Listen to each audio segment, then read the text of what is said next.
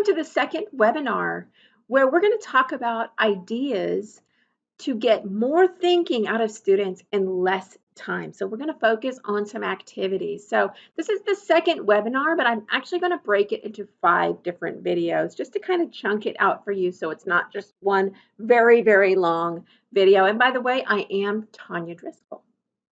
Let's get started. Okay, just a reminder, what is critical thinking? This is when you can use logical, evidence-based reasons to support what you believe. So you're not just picking an idea because it's popular or because you have this feeling about it, but it's you actually have some evidence and some reasons for believing in this.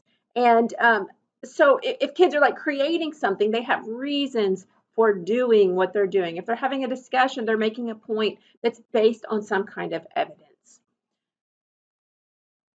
Of course, why do we need it? You always hear we need it. You probably haven't really asked why do we need it. You know we need it. But basically, kids have been blamed a lot for not wanting to think. You know, it's frustrating. Like they don't want to do the work. Well, it's because they really actually do want to do that deeper, meaningful thinking. And we just don't have enough of it in education. We need more of it. And in fact, if you get more of it, you will improve your classroom management, the running of your classroom because kids will be more engaged. That's the thing. We've got to motivate them. And critical thinking is actually a very motivating thing to do. So all levels of learning will increase if you can add more critical thinking. So research has shown that. That was what the webinar number 1 was about. Research shows that all learning increases, even those very basic facts will increase if you increase the critical thinking. And so what does it look like? Well, I'm going to share with you 5 ideas, and they're very easy to implement. So one of them is just how to ask challenging questions. And then what are you going to have students do with it? Are they going to write about it? Are they going to partner up about it? Are they going to blog about it? Allowing students just to talk about what they're learning. So more talking is going to benefit them if they can just partner up. Doing a debate or a discussion type of thing about some kind of topic. Having students build or design solutions to problems, and then having them look at the strengths, the weaknesses, the pros, the cons, and asking students to reflect on a lesson or idea. So these are simple ideas that we can use. And so we're going to complete the first one now. So questions, easy, right? It seems so easy, but we just don't do enough of it.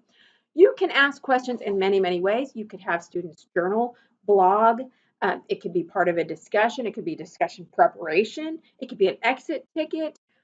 Or you could just ask a student in the class.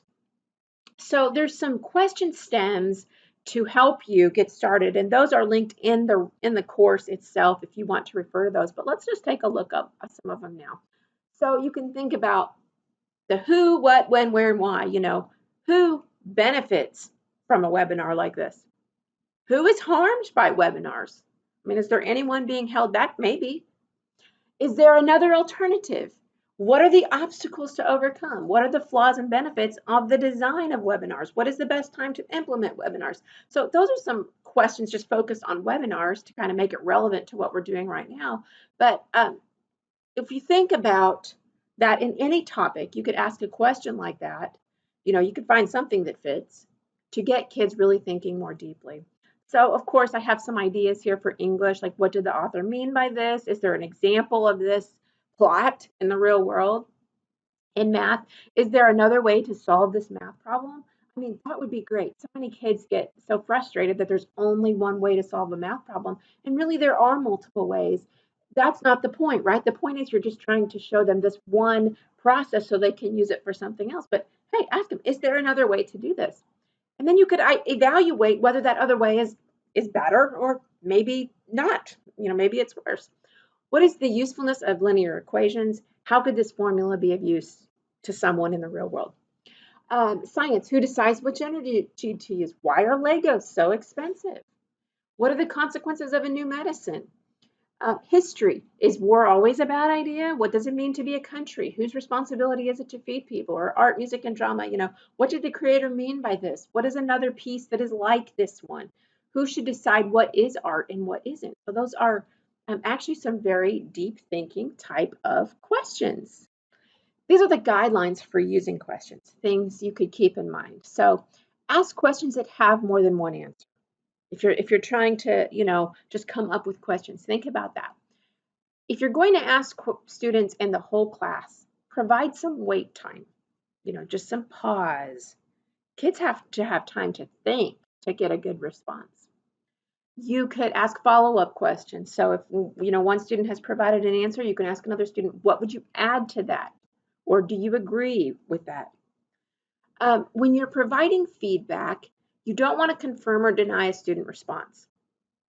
Really, you want to, keep things kind of flowing here. So you could say, well, that reminds me of what Johnny said, or that's very interesting, or I hadn't thought of that idea, or that's making me wonder about what she said before. Or you could even, if the student is just like totally wrong, I'm confused about your thinking.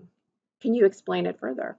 You could request a summary from someone who can make the point in different words. You could survey students who agrees, who disagrees, and you could encourage students to direct questions to other students. And so, typically it's this dialogue between you and the student, and you're going from student to student. But wouldn't it be great if students were having dialogue with one another? And you could always play the devil's advocate when you're asking questions and you're hearing students' responses, like, oh, really? Well, how would you feel if that was your mom? Would you still agree with that? So, those are some great ideas for you. And stay tuned for part 2 of the webinar number 2 series.